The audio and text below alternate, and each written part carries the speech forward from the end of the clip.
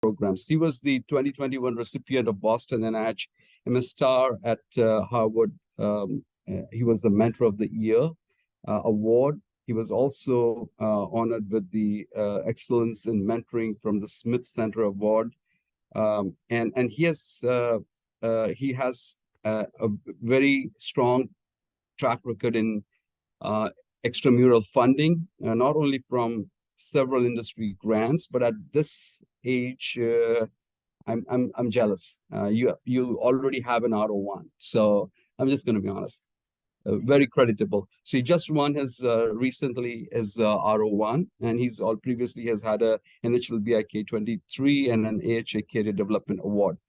So we spent a considerable amount of time today discussing about our work in how AI is shaping and is participating with some aortic stenosis registry. We work together also on several AAC committees. But today he's going to enlighten us on where the world of outcomes research pertaining to echocardiography is leading us into. And joining me here is also Jules Garden, who's a very close researcher, and I think we are triangulating very nicely with several of the research work that's happening between Boston and the two sites at Rutgers Institutes. So with that note, Jody, and I forgot to mention, so most importantly, I'm very honored also to have Chancellor Brian Strom join in. Incidentally, he happens to be his son. So thank you very much for joining us. So Jody, the stage is yours.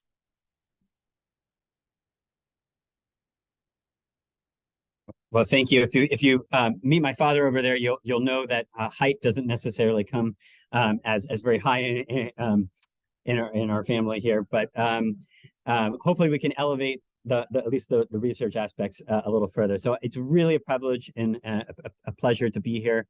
And thank you for the invitation. Today, I'll be talking a little bit about how do we demonstrate value within imaging. That is, how do we take the data that we acquire from imaging and turn that into information that we can use to better sort of care for our patients and understand the respective relationship of cardiac structure and function.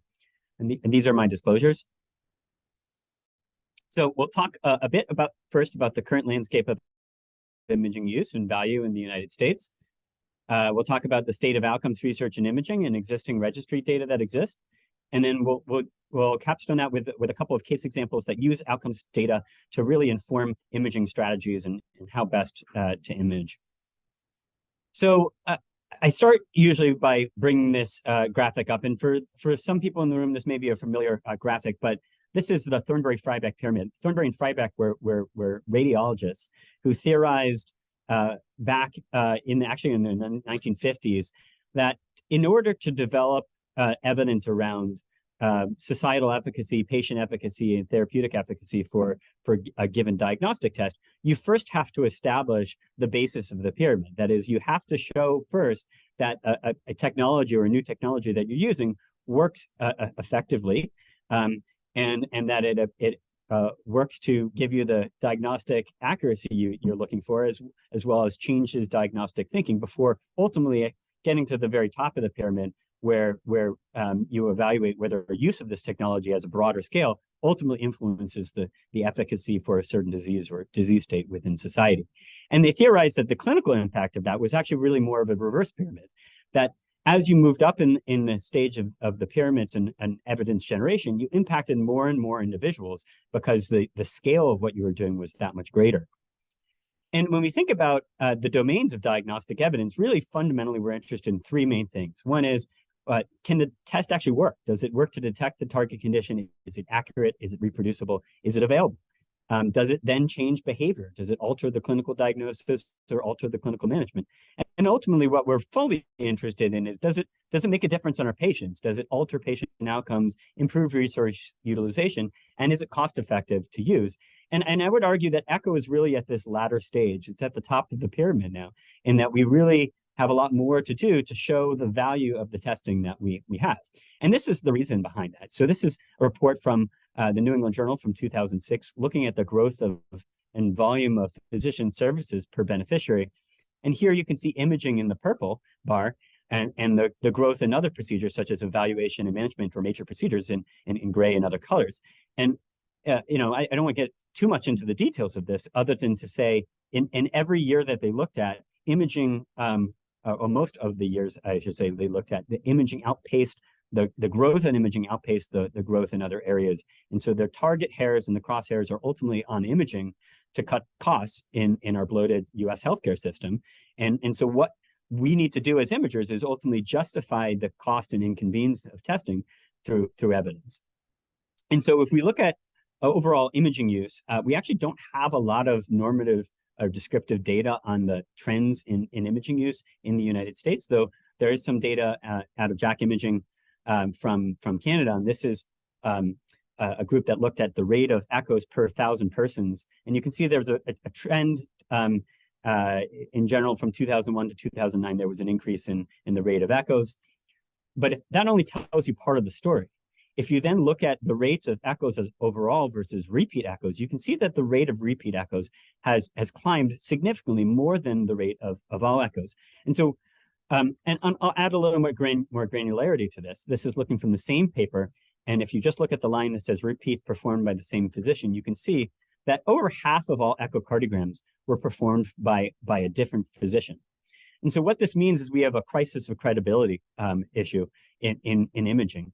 And what happens when you get a patient who was sent from an outside facility and they've had imaging done? Well, what do? You repeat the imaging. And so that happens all across the US. And the necessary result of that is duplicative imaging in many cases, but also we can't know which facilities are high caliber and whose images we can trust and which we can't.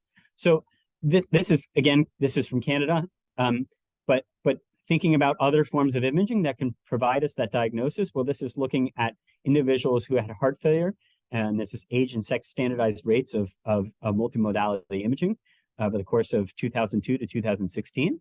And you can see here that in the light blue is cardiac MRI, which has been rising steadily since 2006. Stress echocardiograms have gone up as well. The only things that have been declining here are myocardial perfusion studies and invasive caths. But if you look at echo, and in particular echo relative to everything else, you can see that in the blue, the cost, and this is in Canadian dollars, but the cost has been increasing dramatically throughout the course of this time period. But resting echocardiography has increased faster than some of the other forms of advanced imaging. So in general, still, even though these other forms of advanced imaging are rising in prominence and prevalence, resting echo is really the lion's share of what we do. And it's also the lion's share of the cost that has to be borne by the healthcare system. So back to the US, what kind of data do we have? So there's not, like I said, there's not a lot of data on this, but every once in a while, the AHRQ, the Agency for Healthcare Research and Quality, will publish data points looking at their own synopsis of their data. And this was published by Beth Vernig looking in 2011, looking at rates of echocardiogram use amongst Medicare beneficiaries in the US. And you can see here on the left that 25% of Medicare fee-for-service beneficiaries receive at least one echo in a year, 80% receive one, and 15% receive two.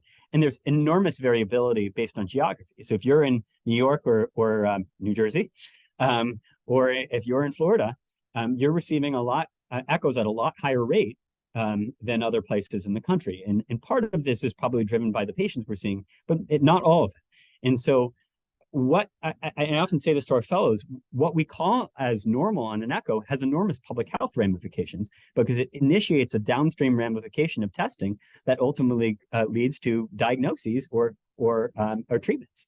And so what we do on echo matters, and this is only one piece of the puzzle. Now, what do we have in terms of our overall rate of imaging in the US? This is some data that we've produced in collaboration with Eversana, which is a commercial analytics company, but they have access to an amazing data set that they have over 280 million patients, about 85% of the US population with age and sex distributions and racial distributions matching that of the US population. And looking at all payer claims across not just Medicare, 2019 to 2022, we do about 18 million patients get an echo within a given year. About 5.3 million patients get it annually, which is about 1.6% of the US population. So This is enormous, and it's an enormous scale. And if anything, you say 1.6% of the U.S. population has it, we're going to be talking about a fairly prominent, common disease or disease entity. So the fact that we're using and doing echoes on this scale means that what we do with echo has enormous public health ramifications.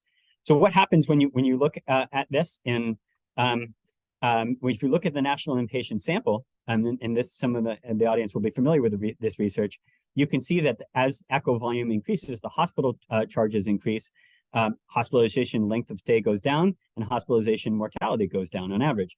And if you look at those who have a guideline indication for echoes, echoes are only performed in about 8% of the heart failure hospitalizations. But there's a problem here, which is that individuals have to survive long enough to receive an echo, and the patients who receive an echo are different than the patients who don't receive an echo. And so there's this tremendous referral bias that gets caked into the research and the things that we do that ultimately affects and influences who receives a procedure or who doesn't receive it. By conditioning on having an echo, we're selecting a group that really doesn't is healthier in general. So we've published this in terms of our overall thoughts about how we use outcomes data to be able to evaluate echo as in imaging as a whole. And there are several sort of points to this that I'll summarize here, which is underutilization in general is much easier, harder, I should say, to measure than overutilization. We can look at differences between geographic distributions, adjust for known patient and healthcare characteristics, and say, well, overutilization is present in this case because there's no significant differences in outcomes, and this group seems to be doing a lot more echoes. Let's cut it down. But underutilization and the impact of underutilization is harder to measure. Secondly, it's harder to separate the proper value of the diagnosis versus the treatment. An example of this is ICDs and left ventricular ejection fraction in heart failure. If everybody is performing exactly as to was planned in the trials, then we should see basically a risk reduction in the rate of mortality similar to that of what we see in the trials. But in fact, sometimes we see greater than that, and sometimes we see less than that, and that depends on whether or not you're accurately aligning your diagnostic test with the appropriate treatment. So echo doesn't reduce mortality. It's the influence that it has on care that ultimately reduces mortality, and that's a problematic to break apart. And similarly speaking, the impacts of mistakes are harder to measure. What ultimately is the ground truth? For echo, we sometimes use cardiac MRI as the gold standard, but cardiac MRI, as a cardiac MRI reader, we sometimes refer back to the echo.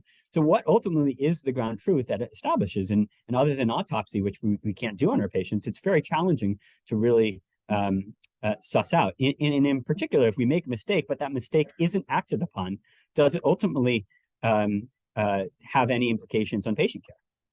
So nevertheless, we have to study outcomes in order to justify the cost and to the inconvenience of testing. My mother's a patient. She's been through, has been to many medical facilities, and so she can tell you, the cost of to your time and to your life of going to facilities multiple times is a lot. So there are a couple of things that we can use here. So we can use imaging as a biomarker to better understand outcomes. We can use it for preoperative risk stratification, to guide shared decision-making, to guide the use of treatments or other diagnostic tests, or to understand cardiac structure and function. I think something that Navina and Partho and others in the room are very familiar with here specifically is that images themselves are just raw data, are just data arrays. They're high-resolution data arrays, zeros and ones, that ultimately can be used to be able to understand some relationship with outcomes. And then we can use imaging to provide surrogate outcomes, for example, LV mass or late gadolinium enhancement for trials and other studies. And a lot of this gets talked about. What's less talked about is the use of outcomes to really understand imaging, which is we can use the outcomes or lack of outcome differences to understand variability in imaging across sites. We can use outcomes to potentially identify areas of underutilization of imaging, and we can use outcomes to define normality in imaging. And one example that I give is aging and diastolic function. So those of you who are cardiologists in the room may know that that above age 60, we would go transition from a predominantly early diastolic filling pattern to a predominantly late diastolic filling pattern. And in a younger individual, that late diastolic filling pattern would be considered pathologic and would be considered impaired relaxation. So what's to separate out a 70-year-old or an 80-year-old who's at risk of heart failure hospitalization from a 70 or 80-year-old who's not at risk for heart failure hospitalization? I think those are the kinds of questions that we are really, as of yet, have not answered in this population. Now, this is a big data talk, and why big data? And so this is the one slide dedicated to that, which is the outcomes of interest to cardiology. Thankfully, we're looking at important outcomes are generally uncommon. There's also some statistical reasons to do this, so that if we're measuring a continuous variable and we're measuring it in an unbiased fashion, in general, when we measure in larger numbers, we're approaching our means and our standard deviations. In general, approach the population means and standard deviations. So we can make more sort of population inferences using these. Technology advances have made large data analysis feasible. So we were just talking about this earlier, but logistic regression back in the 1970s, or I'm going to go back to the 1960s actually, because maybe in the 1960s it was even a little less feasible, was required a mainframe computer. It was a laborious process. For logistic regression, you have to estimate the maximum likelihood estimation. And to do that, you have to sort of pick a point and then iteratively go through whether or not that point is optimal or not optimal to be able to identify the solution to the patient. So that is now done in about half a second or less on my laptop. And so the ability and the computational changes has made our ability to be able to do large data analysis much more feasible. And in general, we now have more large multi-center registries that can improve the generalizability of our results, can improve our understanding of subgroups as well. And of course, we're providing a lot of care. That care has a digital footprint, and through increasing interactions with the healthcare system, we are building large data repositories, though the problem is that relatively few of them have been linked together. So what's unique about imaging? Well, the unique challenges of imaging data are some that I've already mentioned, that the data are only actionable if the diagnosis or misdiagnosis is recognized, but also there's large amounts of missing data. So at least at BI, and I don't know how it works at Rutgers, if you can't visualize a certain structure in order to give an accurate measurement, it's often left blank. And so those data are missing on purpose. And so we have large amounts of missing data, and that makes a complete case analysis somewhat challenging. We have hierarchical data structures. So this exists in medicine across the board, but we exist within a hospital or a clinic, which exists within a hospital, which exists within a state, which exists within a country. And within each sort of framework and each hierarchy, there are more common patterns of care. That is, if you're in a given clinic, the way that you assess EDE prime may be similar to the other people in that clinic, but be different than the people in a different clinic. And so unless we recognize that correlation, we may be off in terms of our inferences in our data. Similarly speaking, there's lots amount of collinearities or correlation between data. So for example, if you have LV diastolic dimensions, your LV diastolic dimensions are very similar to your systolic dimensions and are very correlated, and are very similar to your end systolic volumes, et cetera. So there's large amounts of collinearity that reduce the power to be able to observe effects even when we do want to look at them. There are differences in variable names and conventions. Partho sits on a committee with me through the AAC to be able to create standards and guidelines around the reporting conventions. And this is all across the board. There are sites that report moderate to severe aortic stenosis. Well, that's not a guideline-based convention. What does that mean? And I think it's hard to sort out if we all have a Tower of Babel in terms of our differences in our ability to be able to discuss things. And of course, data entry errors are rife with difficulty. If you're taking data from a database, add an extra zero, you have all of a sudden a data entry error. But where that blurs with normal can be problematic.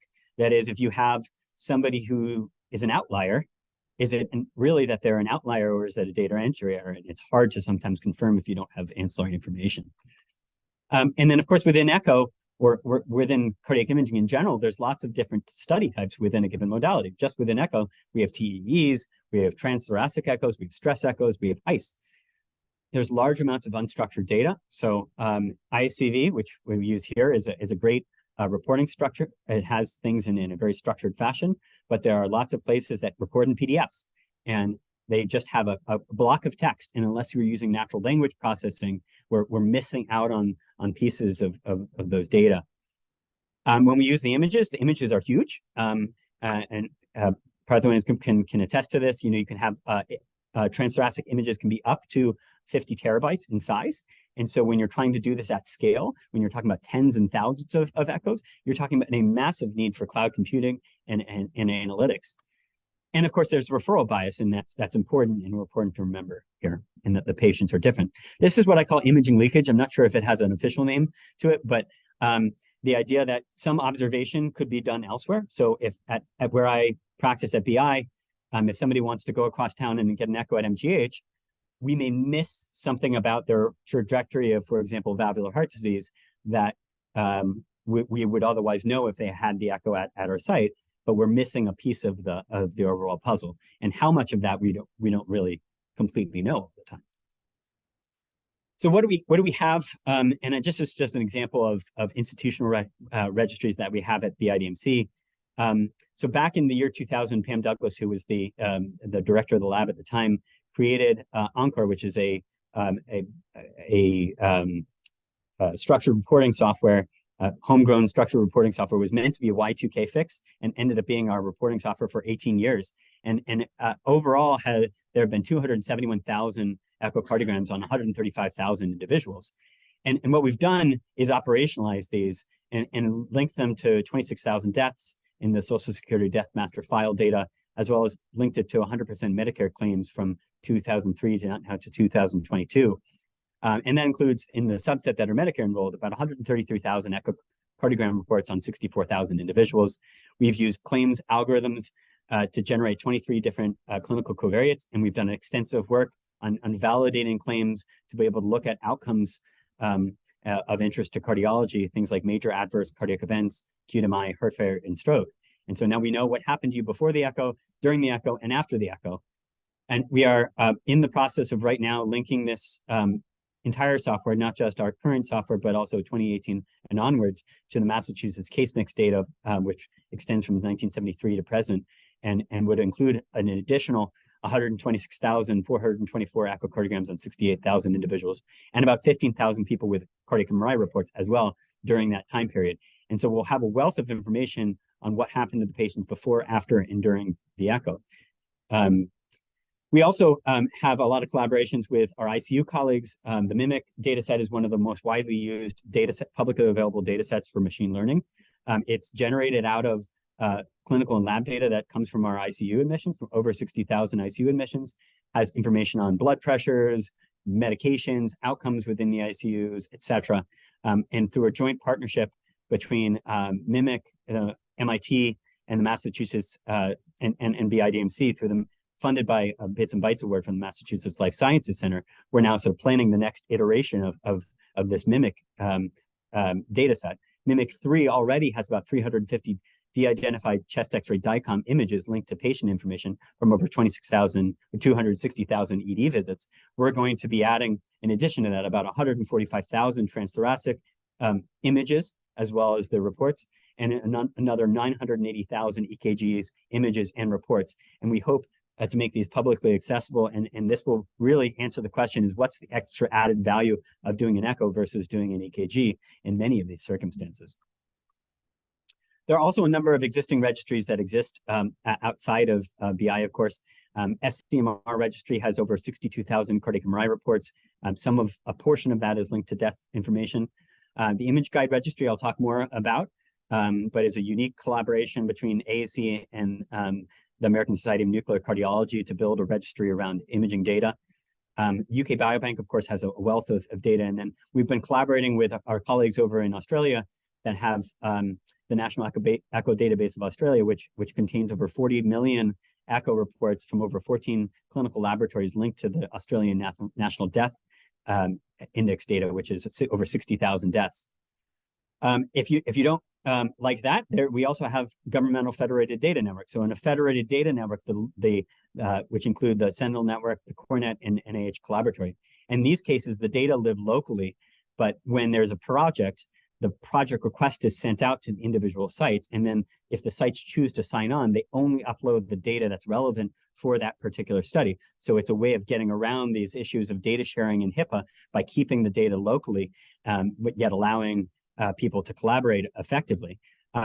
All three of these, by the way, have lots of clinical data, but don't have imaging data. So there's lots of holes to fill within this framework around imaging data. Well, what are the problems and why aren't there more imaging registries? Well, if we look at the cost of registries, so this is a survey from the National Quality Registry Network, surveyed 152 societies, and you can see that in response rate was about half. About a third spent up to $9.9 million per year on their registry. The average registry had 3 full-time employees, 88% used manual data entry, and only 18% were linked to external sources. Mostly they were used for QI, benchmarking, and clinical decision support, but there's a lot of desire to use these for outcomes and outcome prediction. And ultimately, cost, interoperability, and vendor management were the biggest barriers to continued development. So this is a really costly endeavor, and why should we go about this unless there's value?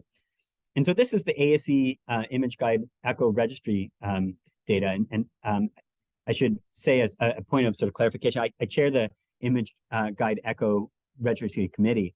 And so we've been actively working on building this registry from the start. And you can see had a sort of slow start, but starting in 2021, we've had absolutely an astronomical increase in growth as sites begin to focus on how do you improve quality within Echo across the network, as opposed to just within the individual locus or main center. This now has over 430,000 transthoracic echoes, 73 physicians submitting data, 6 actively participating institutions, and 9 pending enrollments. And I should say that this has been should be since updated. It's now 10. And I'm proud to say that Rutgers is on the list of undergoing a legal review, but we really hope to be adding them as a site as well. And you can see these are just a selection of the larger sites that are involved, but it's a group across the country of large, both academic and private sites. And overall, we hope to add about 600,000 transthoracic echo reports, and our anticipated annual volume going forward would be to add about 350,000 transthoracic echo reports per year, making this very quickly one of the largest, if not the largest, echo database in the world. The ability of doing this under the umbrella of Health Catalyst, which used to be ARMIS, is that Health Catalyst or ARMIS now supports all the other major cardiovascular registries, including the STS, TVT registry, CAP PCI, Get With The Guidelines, as well as the AAC's or the ASNIC's equivalent of this, which is the Image Guide Nuclear Registry. And so at a site level, linkage to all these other registries is possible. So not only can you use the Image Guide Echo Registry to help complete the data collection formats for these other registries, but in addition to that, it also allows you to look at outcomes within these unique subsets of population. We are currently in the process of developing a pediatric module for congenital echo, and a perioperative module, which is being led by Alina Nikawara at Duke. The DICOM system has already been uploaded. So it's already been uploaded to upload and export DICOM files. And so if you have an anonymized DICOM data, you can upload it into the registry, and that allows us to be able to do studies using DICOM data through the registry. And we are in the process of developing a DICOM query and anonymization platform that will allow you to look up patients. For example, you want a selection of patients with bicuspid aortic valve. Well, you type in bicuspid aortic valve, and you'll query the entire system that allow you to bring up not only the individual patients, but also the individual images of those patients for representative examples. We have a partnership that's ongoing with the International Society Accreditation Commission, which will hopefully allow labs to become a center for continuous quality improvement if they're participating in the registry, but also submitting QI data through the IAC's tools, which will allow them hopefully to extend the accreditation timeline as a carrot for labs to participate. But this certainly streamlines the process for accreditation. And in addition, I mentioned that this has been one of many things that is ultimately sort of progenitor to the ongoing adult transthoracic echo reporting guidelines, which is attempting to sort of standardize our reporting language around how we report transthoracic echoes. So really what I've told you so far is a description of a field. It's a multidisciplinary field that seeks to evaluate relationship of cardiac structure and function, health outcomes, evaluate the use of imaging to guide medical decision-making and prognostication, understand the use, cost, and sources of variability in cardiac imaging, and ultimately identify optimal imaging intervals and the cost effectiveness of diagnostic strategies, and eventually conduct trials of imaging strategies going forward.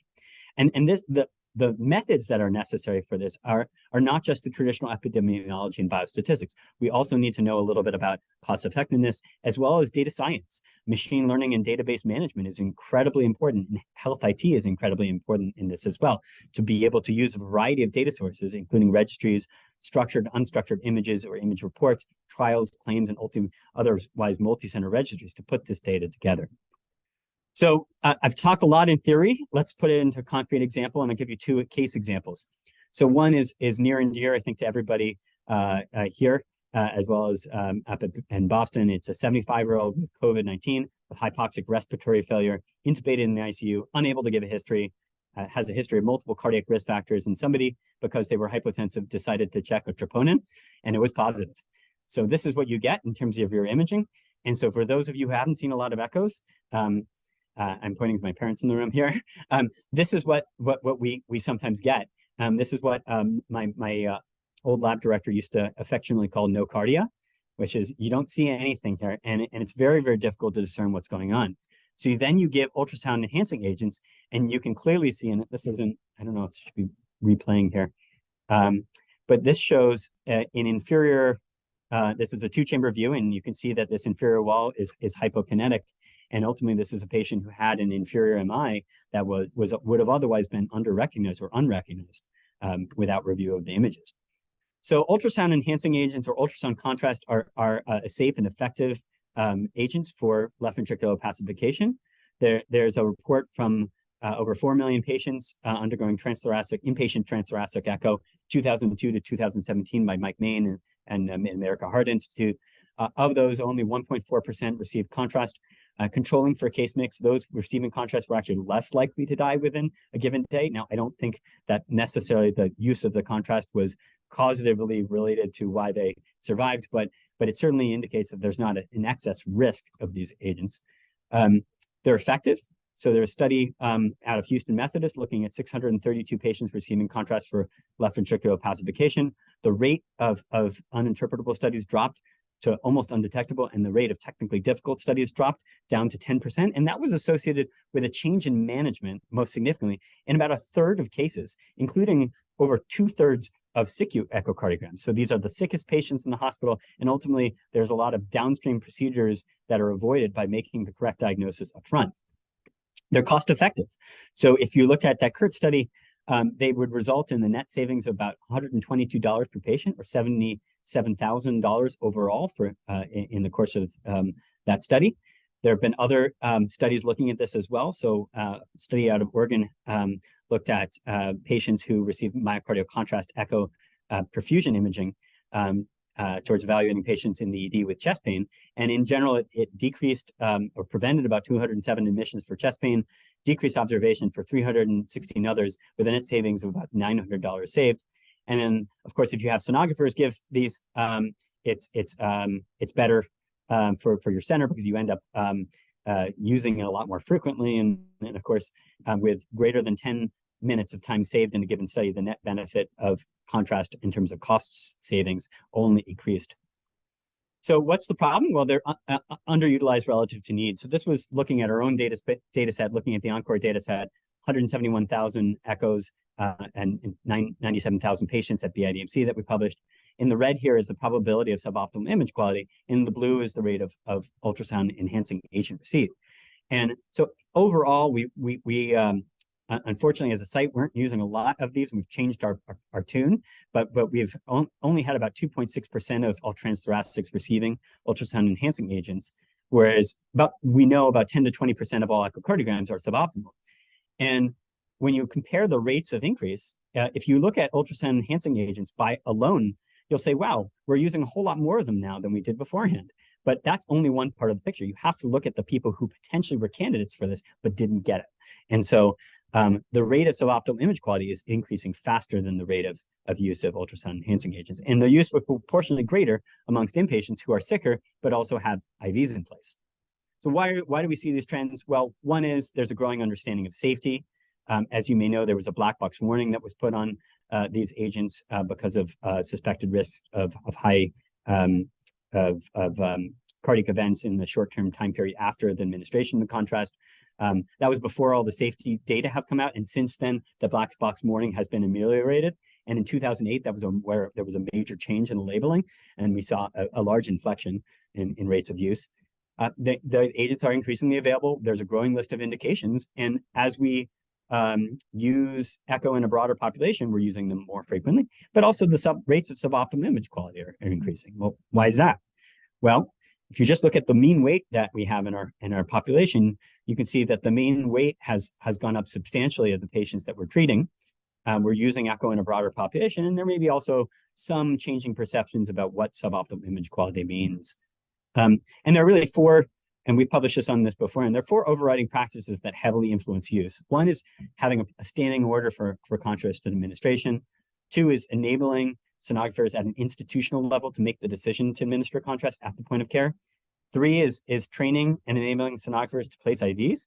Only 18% of sonographers leave with any kind of contrast training, and fewer than that receive any kind of training on IV placement, in contrast to other technologists in other areas, CT and MRI, where IV training is routine. Presence of a physician sonographer advocate. So if you're somebody who needs to push this through the institution, and having that person on site is very important. So what's the another solution? Well, we can look at a workflow solution. And so we did this in our own data, and we split our data into a training and validation sample, and then created a 3-item score that was used only information that was available prior to the use of the echo as a whole. And what we did is we modeled not just receipt of contrast, but also suboptimal image quality as well. So people who could have gotten contrast but didn't. And we looked at outpatients only for this. And it performed pretty well. And the variables that seemed to be of most importance were weight, age, and heart rate. Weight and age, I think, make a lot of sense. Heart rate, we think, is maybe a proxy for acuity, but we seem to be very important in the data. So we have a potential strategy now. So if you have somebody who's potentially, you run the risk score, you have an MA, enter the data ahead of time, and you can identify people who are at high probability of needing contrast, well, then they can arrive early to the lab. They can come in early, get their IV placed, and then at the time of the imaging, the sonographer is making the decision to administer contrast based on the actual images themselves and quality of the images themselves, as opposed to a workflow solution. You know, at our lab, we have a really tough time getting transport. Transport is constantly understaffed, and it sometimes takes 45 minutes to get transport to get to the patient. Well, you have an hour-long study. 45 minutes of an hour-long study is waiting for the patient. You're not going to give them the contrast, and that's what we find in practice. And so, if we can know that ahead of time and put in a workflow solution that identifies these people, then these people can get appropriate care based on what the review of the images is. And so what we've done is we've externally validated this at Mid-America Heart Institute, where they use contrast a lot more, 23% of their transthoracic echoes. They didn't have information on suboptimal image quality, so we just used ultrasound enhancing agent alone as our outcome, and it performed pretty similarly to commonly used risk scores like the CHA2DS2-VASc score. We've now credentialed all the sonographers at BIDMC to administer contrast, and our rates are up to now about 22%. And then we've partnered with ICUS to create the ICUS Connect app, which you can download. And you can also go to the ICUS website and go to the CUS calculator, and you can input somebody's weight, age, and heart rate, and it will give you the probability of contrast need, and will give you some guidance in terms of what to do with that. And then ultimately, we've now submitted a grant to evaluate this prospectively in terms of how it changes people's behavior in the number of echoes that receive contrast and rates of IVs that go unused.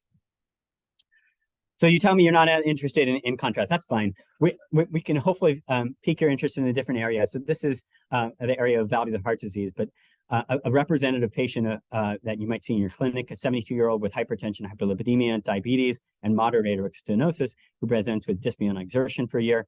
They have an echo that shows no significant AS progression, but a low EF. They have no significant coronary disease, and they have an exercise stress test that's limiting with no EKG changes or changes in echo, and they ultimately undergo a CPET cardiopulmonary exercise test, which demonstrates a cardiac limitation. And the question here is that I've sort of phrased is really, what is the attributable risk of the moderate AS in this particular setting? So, and should we be considering aortic valve replacement in a lesser degree for less severe aortic stenosis? So many people in this room may recognize this diagram. This is from Ross and Braunwald back in 1968. This was absolutely pioneering work at the time. They were really one of the very first to sort of quantify the degree and severity of aortic stenosis using catheterization, but it was actually a relatively small study. And if you look at the average age of death in the study, you can see it's 63. Well, most of the patients we're seeing with aortic stenosis are older than that. And that's because this included a mix of bicuspid rheumatic as well as calcific aortic stenosis.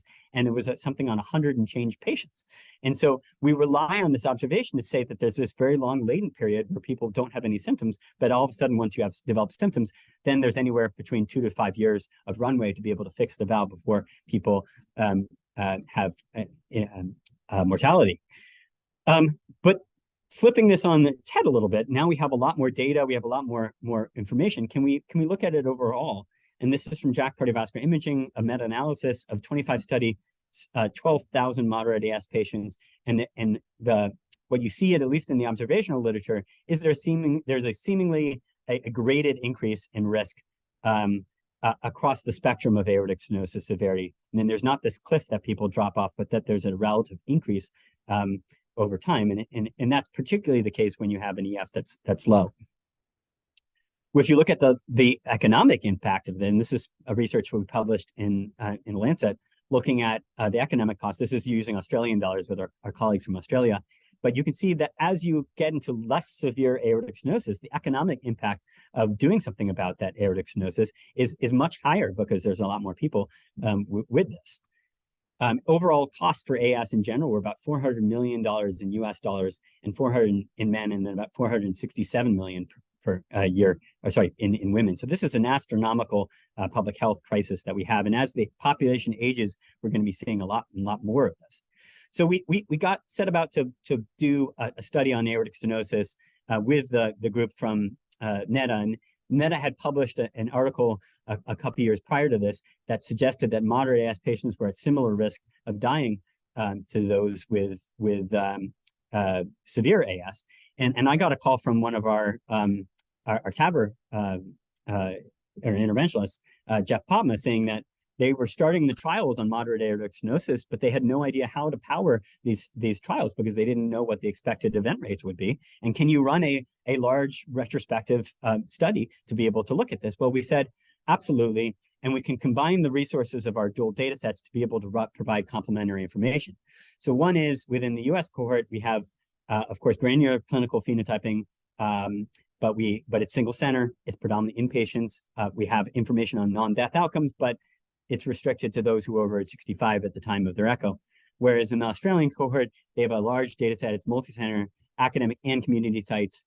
They have cause of death information, and it's predominantly outpatient echoes, but they don't have any clinical information. So combined, we felt that there was sort of relative benefit to having both involved. And we've now published these data.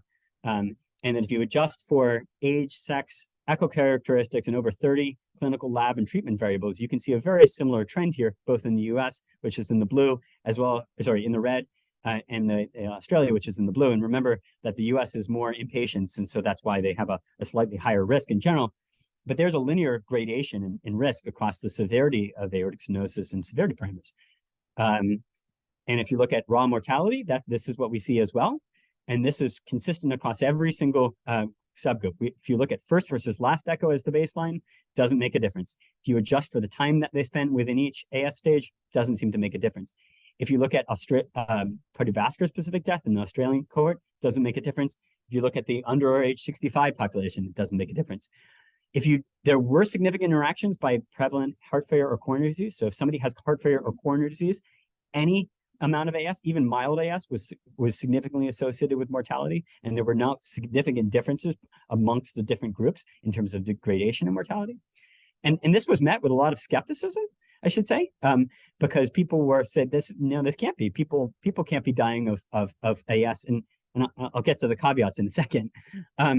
But if you just look across the relative strength of these hazard ratios, you can see that the risk of mortality of moderate AS, what we were seeing in an observational perspective, was similar to that of cancer or dementia. And so, the question is of course now, should we be doing procedures at an earlier time than we did beforehand? In the era of Braunwald's publication, his historical operative mortality for aortic valve replacement was 15%. And this is a great editorial that was published by Braunwald in Circulation a couple of years ago, where he talks about this perspective and looks at the current operative mortality in the low-risk TAVR population in the partner trial was only 1%. So we've gotten much, much better in our procedures. And so the question is whether or not the risk-benefit favors early intervention. That is to say, are we replacing valvular disease with ventricular disease? Are we getting to the point where we replace our valvular disease for our patients with aortic stenosis, and they're still left short of breath because they have very restrictive filling patterns and have significant diastolic dysfunction? And would earlier intervention have protected them from that, or protected them from some of the downstream consequences of having now heart failure with preserved ejection fraction? Now, I want to offer this as a caveat. This is a paper that we published as well, looking at this. Is it the chicken or the egg? Just because you see an association mortality doesn't necessarily mean that there would be a benefit from doing something about it. That there's, whenever we're doing an intervention, there's a risk on one side, but there's also risk on the of the contrary or the other intervention, the placebo, so to speak. And so it's not a prescription, and correlation does not equal causation. So this is a great website. I would encourage people to check it out, tylergiven.com. It has all sorts of these correlations that are fun to look at. But if you look at the number of people killed by venomous spiders and the spelling bee winning word, the number of letters in the winning word for the Scripps National Spelling Bee, there's a remarkable correlation. But correlation does not equal causation, and similarly, risk does not equal benefit from aortic valve replacement. So just because somebody might be at risk for something, it doesn't mean they would have benefit. They can also have risk of the opposite scenario. But so what I'm sufficing to say is we can't look at this with observational data, not at least with the techniques that we have here, and certainly it would be difficult to with even causal inference techniques. And we really need trials, and those trials are ongoing. And so there are 3 trials that I know of right now. Ongoing TAVR Unload is looking at moderate aortic stenosis patients who have heart failure, who are getting a sapien transcatheter heart valve. Progress is looking at patients with some underlying injury or evidence of injury to the myocardium who have moderate aortic stenosis, and identifying whether or not a sapien TAVR would be a benefit. And then the Expand TAVR 2 trial is the Medtronic version of this, looking at the core valve data. And of course, there's a number of now trials ongoing or even completed in the asymptomatic severe population, 2 of which have showed benefit in treating patients with asymptomatic severe aortic stenosis. And so we should have an answer to this pretty soon. And anecdotally, talking to some of the interventionalists who have done some of the interventions for the Progress trial, they say what a joy it is to be able to be doing aortic valve replacements or TAVRs in this setting, because the valve is not as calcified. So it makes the procedure much easier to actually do as a whole. Now, whether or not it leads to better outcomes is a different story, but it is certainly a little bit easier as a procedure. So what about the patients that do meet guidelines?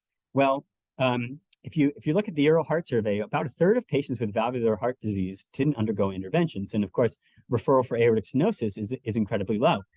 A paper from European Heart Journal, and this number, 1/3, comes back pretty frequently. Of those with greater than 75 with severe symptomatic AS were not referred for AVR. A patient by Ben Freed in the American Heart Journal looked at 31% of patients with severe AS were referred for AVR. And the most common reason for non-referral was that the symptoms were attributed to other causes. Are we being rigorous enough in stress testing these patients and identifying the symptoms are due to the AS itself? Only 77% follow guideline recommended transthoracic intervals, and 1 in 5 patients have a greater than 3-month delay from diagnosis to treatment. Over 80% of these have symptoms, and 52% of them have severe symptoms. Now, what's the problem with that? Well, I'll get to it in a second, but this is just an experience. So if you think that this is just, that's another hospital, well, this is the MGH's experience. And you can see that overall, and this was just published in JACC, of those who have a class 1 indication for aortic valve replacement, you can see that 1/3 don't get aortic valve replacement. And if you look across the board, you look at the people who had low flow, low gradient, 2/3 of those don't get any kind of aortic valve replacement. And there's risk to waiting. So the mortality is 3.7% at 1 month and 12% at 6 months. Of course, higher for those who are TAVR because they're higher risk at baseline. The median wait time is 60 days. And the mortality on the waiting list is at about 2.5%. And the relative increase in 1-year mortality increases about 2% per week after referral per TAVR. So getting these people into care and getting them into care in a timely fashion is very important. And this is just a systematic review reflecting. So this is data that we have in press right now, and we're working as a collaboration as well with the rec group here to do something similar. But is to look at an intervention that we can use to be able to identify who are really high-risk AS patients. That is, we're sort of tiptoeing around the major issue, which is, are we really accurately diagnosing people who have severe AS appropriately? And are we referring the patients who are appropriate for treatment? And what do you do about those moderate AS patients? And are all moderate AS patients created equally? That is it just a category, or are there moderate patients and then there are moderate patients? The ones that we're hedge on, maybe they're severe, but the data come out as moderate, let's call it moderate. Well, that might have significant ramifications for somebody's overall risk. And if they're not called as severe and not referred on for treatment, then they may ultimately suffer consequences until they are. And so this is an algorithm that uses just echo report data, doesn't use the images at all, does not need LVOT diameter, which for those of you who are echocardiographers in the room know that that's the biggest caveat with what we do in terms of a calculation of aortic valve area, is if you're off by 1 millimeter or 2 in your LVOT calculation, you have introduced significant error. And so this is just looking at, this is adjusted for age, sex, race, EF, severity of other valvular disease, as well as treatments, including CABG, PCI. And you can see across the board that in this sort of low-risk group, the low-risk groups clearly does much better than the rest of the population. There's a moderate risk group that seems to do sort of moderately. And then you have these two superimposed groups, the green and the red on the Kaplan-Meier curve on the left. And those are severe by guidelines, meeting guideline criteria, and severe not meeting guidelines. And you can see the population that the AI identifies as being severe, but doesn't meet guidelines for treatment, has a very similar risk trajectory. And what's more, if you look at the ability of this algorithm to be able to actually quantify or discriminate who has severe AS, again, no need for LVOT diameters. In fact, only 3 variables are needed to be able to create this diagram. It has an enormously high C statistics. So you're really good at identifying the people who have severe AS and the patients who don't. Well, there's one other step in the process as well, which is how do we think about preventing AS? We've thought a lot about treatment of AS and getting people into appropriate treatment and timely treatment. What about the prevention of this? And I'm proud to say this was just funded by the NIH, is a study called the CRISP-AS study, which is the chronic renal insufficiency and silent progression of aortic stenosis. And what we know is that in CKD, and of course everybody in the room who treats these patients know this, that they are at higher risk of significant aortic stenosis and other calcific diseases of the heart. And part of that is mediated through altered lipid metabolism, altered mineral metabolism, and altered hemodynamics, things like higher flow, that ultimately predispose these patients to have early and frequent aortic stenosis. And even after they're treated, of course, they have early degeneration of their bioprosthetic valves due to calcification and other measures. So what this study will do is we'll actually look at the chronic renal insufficiency cohort study, which is it's a large sort of Framingham of CKD. It's a large generalizable cohort study on patients in the community living with CKD across the different spectrum of different types and reasons for CKD and different races and ages, in which they looked at progression of CKD, but they also looked at a number of cardiovascular endpoints as well. And they did serial echoes on these patients at 1, 4, 7 years, and then pre-dialysis upon entry into the cohort. And so there's a large number of serial echoes that they haven't really been, the AS within or the severity of AS has not been looked at, and that's what we're going to quantify within this. And in this population, the aortic stenosis incidence is greater. There's no referral bias because they all got this for research purposes. There's the diversity of demographics and CKD stage.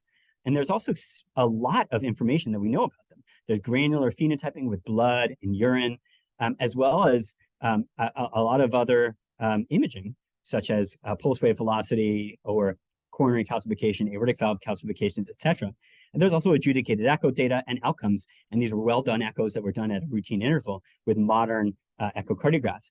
And so we really have an opportunity here to understand what is the actual rate of progression within the subgroup, how does CKD alter that, and ultimately what are the things that are really predisposed to rapid progression within this population, and can we use some of those inferences to apply those to the non-CKD population for whom, maybe there are CKD medications that we are not used to as cardiologists prescribing, but that alter somebody's risk of progression of aortic stenosis. And that really is by setting up a model for AS progression, we can really understand what makes people uniquely at high risk for progression versus others. Now, I'll leave with this sort of tidbit of information, which is AS progression slower than we previously thought? So these are the data. They're not much, but you can see them here. These are the data, the studies that have been published looking at hemodynamic progression of aortic stenosis amongst patients with CKD. And you can see most of these are single center dialysis patients or referred for renal transplantation. These are highly referred populations.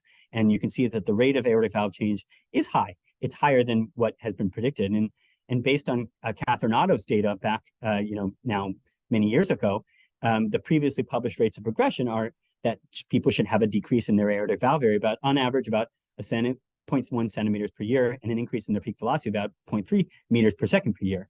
Well, just if we look at the CRIC participants with serial transthoracic echoes, the mean change in aortic peak velocity, which we do have right now, was about 0.4 meters per second, so a little bit higher than what's been stated in the general population, but it varies widely from ranging from people who have a decrease per year to an absolute increase of about 0.9 per year.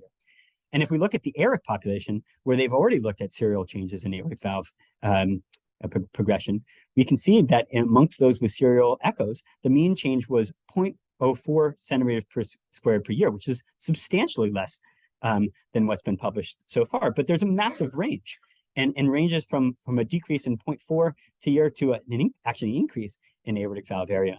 And so, and this dovetails nicely with some data that's been published in the European Heart Journal Cardiovascular Imaging by Roberto Lang's group, which suggested that the rates of progression were slower than otherwise predicted.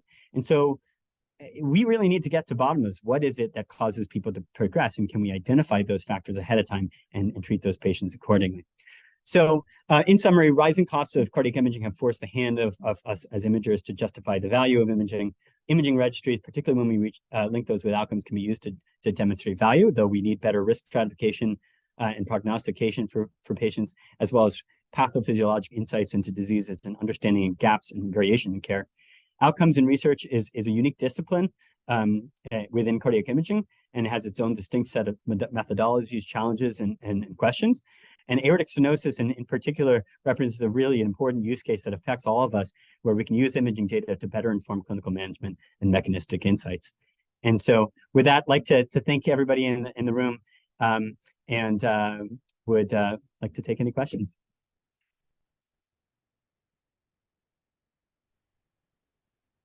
Thank you very much, Jari. That was outstanding. So I'd like to invite now, we have a panel discussion, which we'll see shortly. So a clinical chief of cardiology, Dr. Anthony Altobelli, would you want to come over on the dais? And Dr. Kamu Maganti, our section chief of non-invasive cardiology. I know it's late, but this is so exciting that we have a spectrum of important people here. So Dr. Altobelli has been here.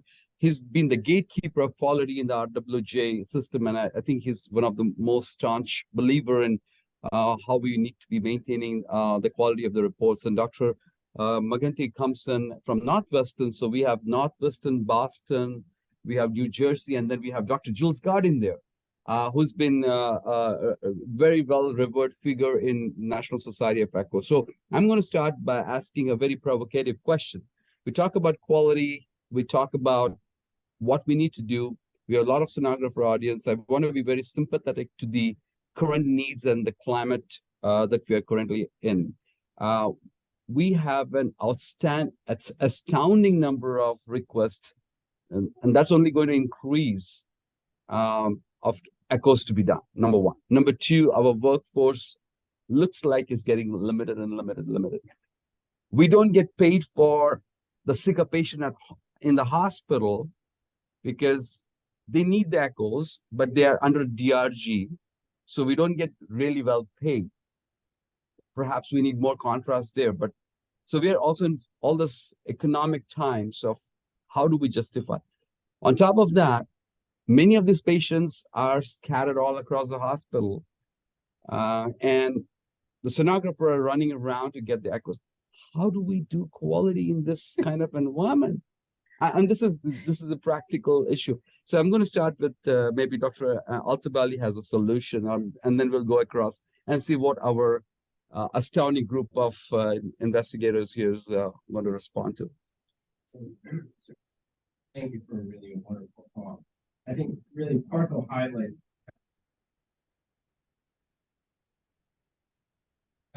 slides about repeat echocardiograms really telling, because again, we see that. I think some of the challenges we have, echocardiograms and the reports that we generate, we wonder to what capacity the ordering physicians are using. The idea, perhaps, germane to our institution, to read certain studies and offering for our advanced imaging MRI. Radiologists are now taking over that area. How can we use the echocardiogram and the report that we generate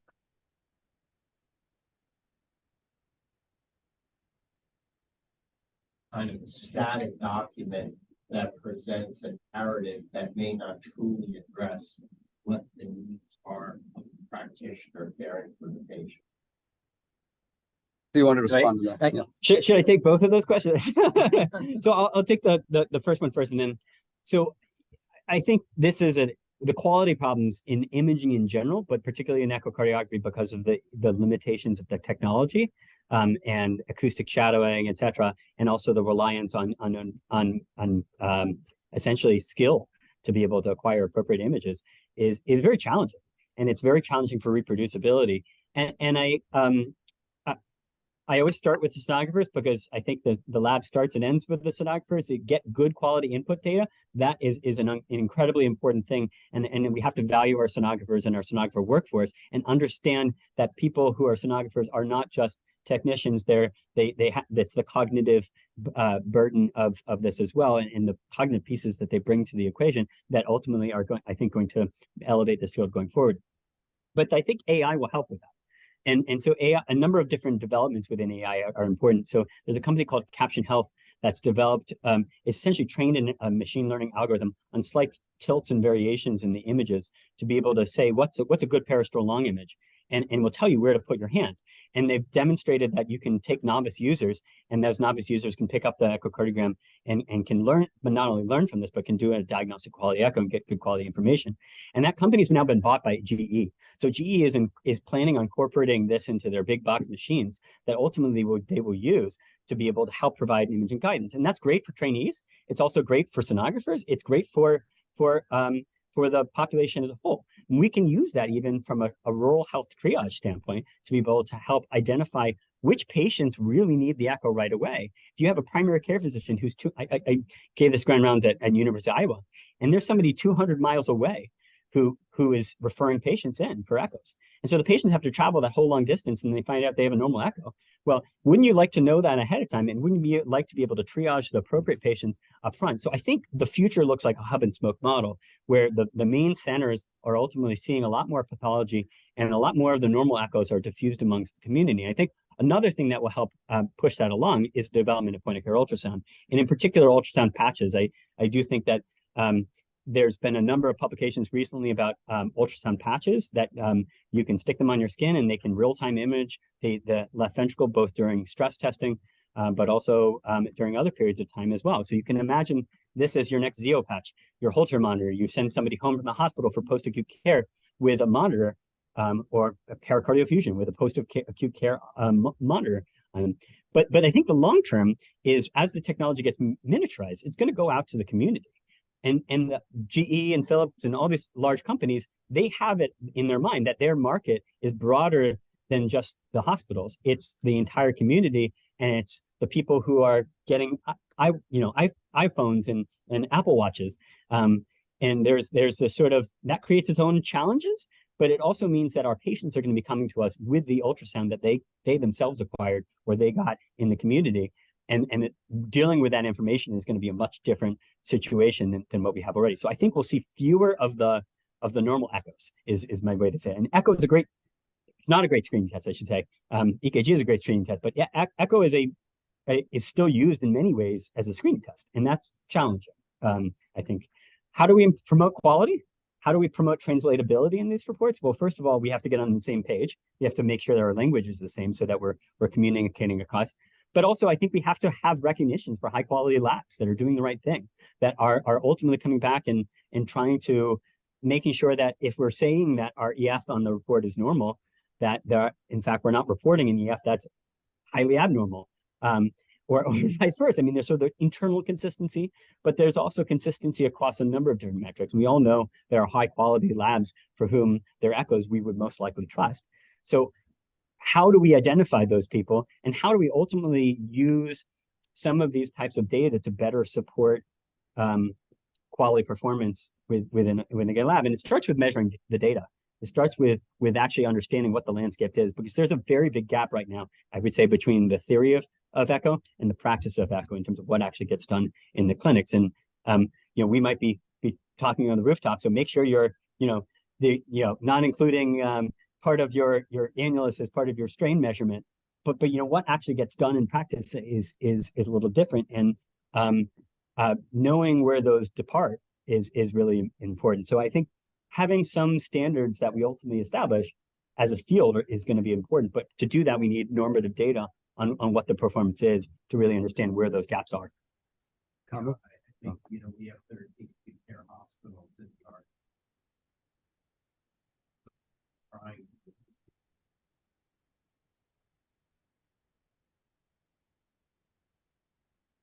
to carry that out into the medical group, where a significant number of the echocardiograms are being performed and interpreted and reported. So I think that's our challenge, but I think that's where.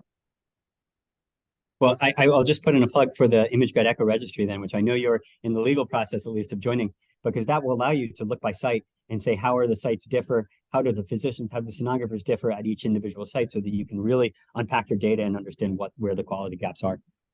With your Thank you so much, because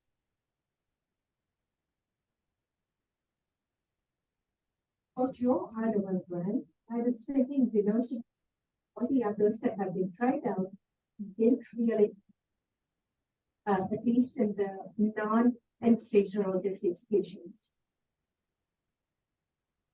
Is that what I was saying? Yeah, it's interesting. Denosumab is only one of them. There actually has been other sort of biologic agents that have been shown that actually are associated with at least a decrease in aortic valve calcification. But the problem is that aortic valve calcification, which is held up as our sort of biologic sine qua non of aortic stenosis, is only moderately correlated with aortic stenosis severity. So it's not true measure of aortic stenosis severity. And presumably there's something else that's driving this risk. And I think personally, part of the issue is that we've been starting these trials too late.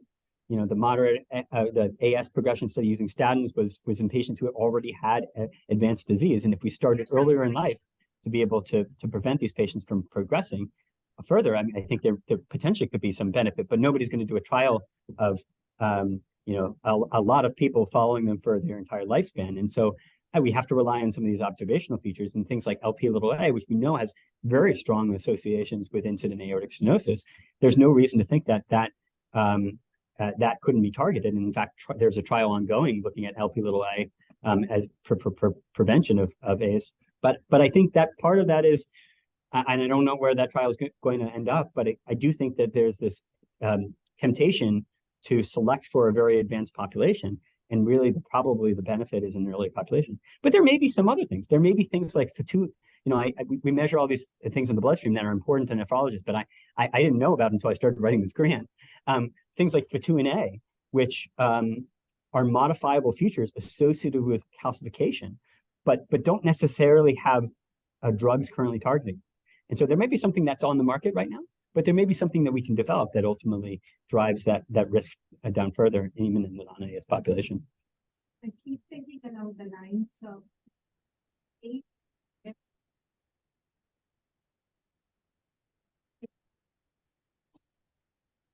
a little bit of. Who knows? I mean, I think it's so important that we have something because we can't just treat every single patient with a TAVR. And we're just setting ourselves up for problems in 10 years when those patients come back to us. And I think we really have to understand something more about the biology of this disease to better prevent it. Yeah, we're just unpacking it, getting to know. I mean, aortic stenosis is not just a disease of the aortic valve.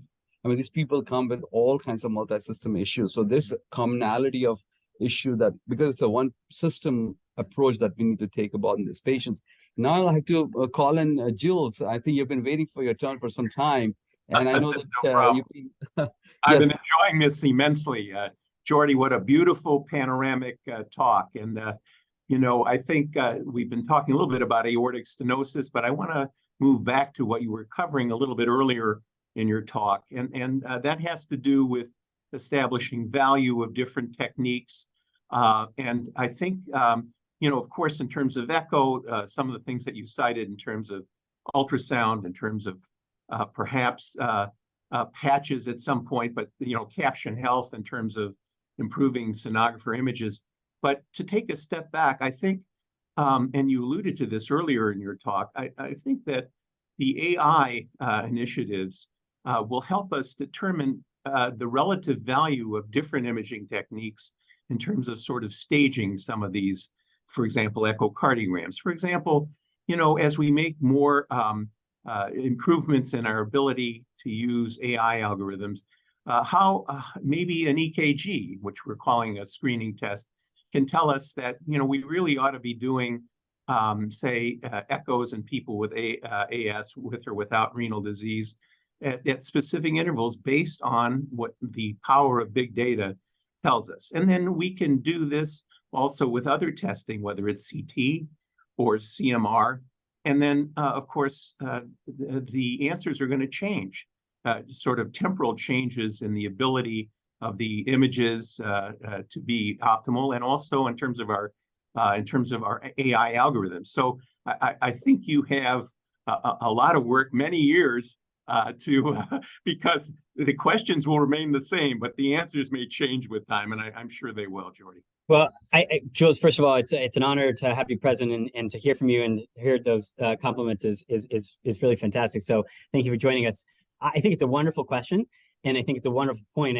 And to be said is that there's been a lot of theoretical evidence generation around AI, but there's been less practical validation of how do you use those to actually in the way of the clinic to be able to actually improve patient care. And so that's where I think there's a future direction that's needed, is to how do you apply these technologies in an optimal way? Because I think the challenge with AI is it's very dependent on the data that it's been generated in. And you may be unknowingly applying sort of different biases to your data. And perfect example of that is there was a dermatology company that had developed an AI software that predict identify what a skin rash is, or, you know, particular skin rashes, and it worked extremely well. They went to market, and then they got a number of different lawsuits because it didn't work very well on people who had darker skin, and they had trained it on light-skinned individuals. And so the extent to which the AI does what it's told to do, we're essentially training it on our data, and we have to make sure that our data are generalizable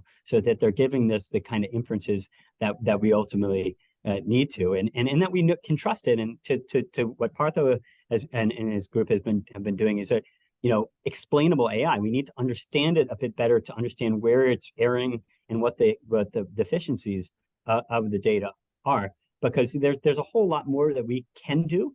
But I'm a little hesitant to say that we should do it unless we really know that there's extra added value to clinical practice to doing so. And right now, I think there's a lot more hype than there is practical uses in some of those cases. But that's why we need to build it.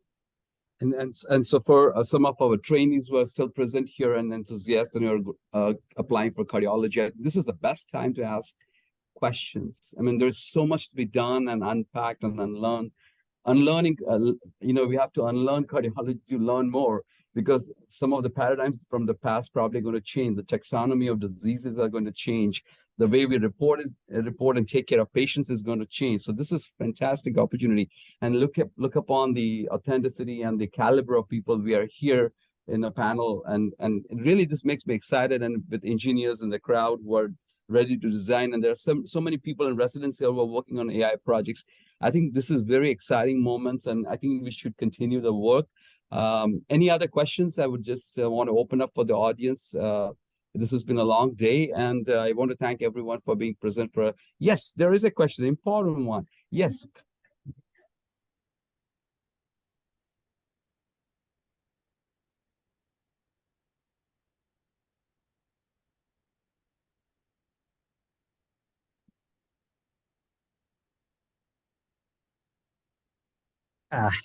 Very good question. I wanted to touch on one thing that was said earlier before I get to your question, which is the Image Guide Echo Registry, by the way, as a plug for the registry.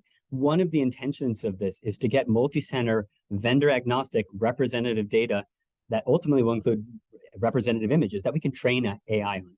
So that's the purpose. We need to build these databases so that we can ultimately get a representative quality information. Anyway, to your question, this has been looked at in a couple of different studies, and we think that the value to it is not necessarily to the lab itself; it's from the reduction of the downstream utilization. So it's to a hospital, and cost.